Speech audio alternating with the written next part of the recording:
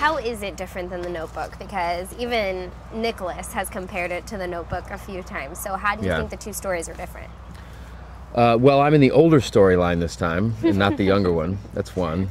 You can't deny the fact that some time has gone by. But beyond that, the age gap is about 20 years in this one, whereas in The Notebook, I think it's more like 40. So, Luke Bracey, who's this really talented young man who plays the younger me, it's you have two young lovers who are just overwhelmed with their passion for one another and can't necessarily describe it, and maybe there's some people that want to see them not together, like her parents, and that's very similar to The Notebook. But they keep figuring out ways to be in each other's field of gravity. Is there one scene that you're nervous about watching yourself do on the big screen? I don't know. I guess shirtless scenes, they're nerve-wracking when you find out you got to do one.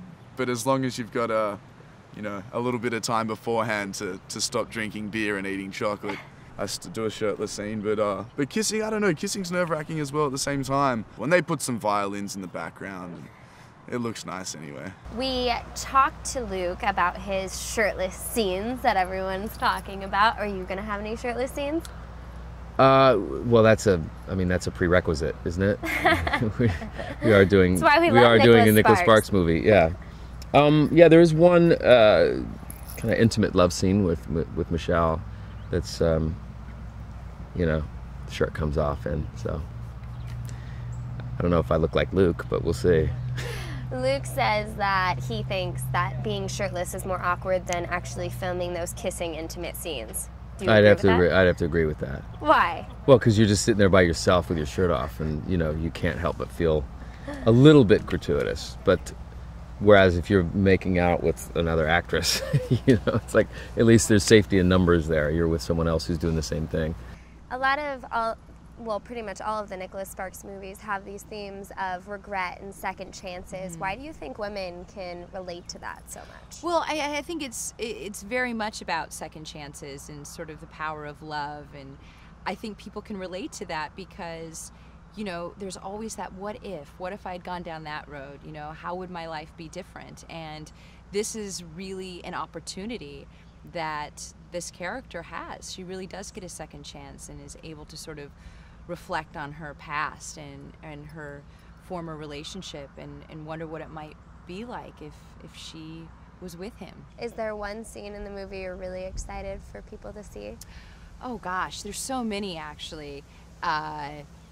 There's been quite a few, but James and I had a really fun day last week where we just got to ride around in a 1969 Stingray convertible, and it was so beautiful.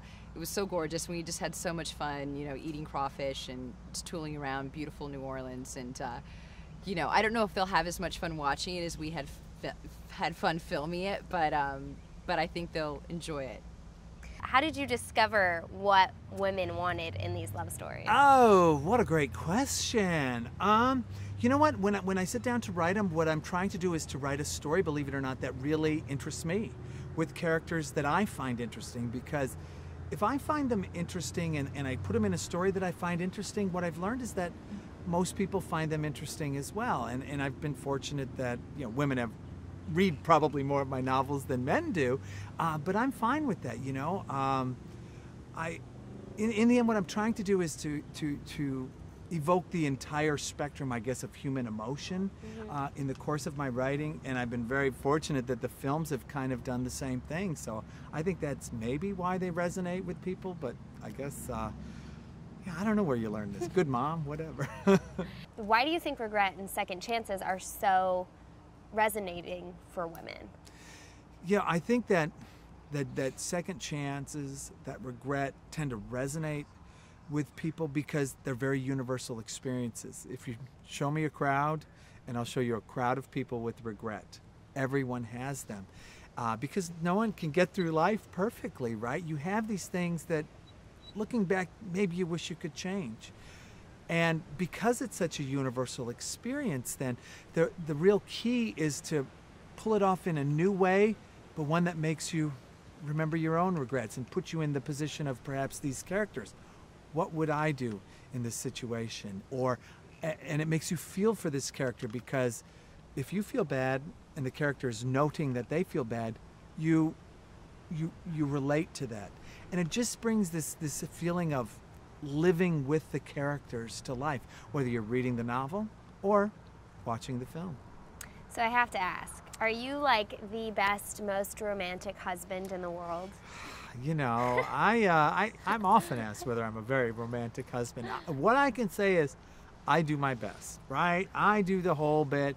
Letters, romantic letters. I mean, I work really hard on the letters I write to my wife. They are some serious love letters.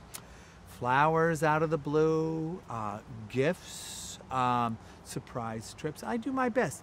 But it's funny because sometimes the most romantic thing you can do is just be with someone, or clean up the kitchen one morning when it's a mess, so that when they get up, it's nice. And they're like, oh, this is great. You know, sometimes that's part of it too. So is it easy to go back to your first love? You know, is it easy to go back to your first love? Well, I can, you know, my first love, I've happened to have known her for 25 years, or 30 years, I guess. My wife knows her real well. Here's a funny story about my first true love. So I guess I fell in love with her when I was 16, right? Or maybe 17, somewhere right in there. And she was my first true love. And so here I am, you know, 30 plus years later. So now when I go to visit them in their town, I stay at my ex-girlfriend's parents' house to this day with my wife and my 5 children. And so my first love calls me the ex-boyfriend that never went away. But, you know, we're friends after all these years. You know, she's happily married, and it's great. Have you ever written her into one of your stories? Yeah, I've never written my first love into one of my stories, but certainly the first love that anyone goes through is memorable. Mm-hmm. And that's part of the reason why I think these stories also tend to resonate, because it's a series of emotions and experiences to which all can relate. Mm-hmm. And the key is to really make it both utterly unique, right, to make it the story of Dawson and Amanda, but have those universal elements as well, the feelings associated with those initial moments of falling in love. So it's a little bit of both.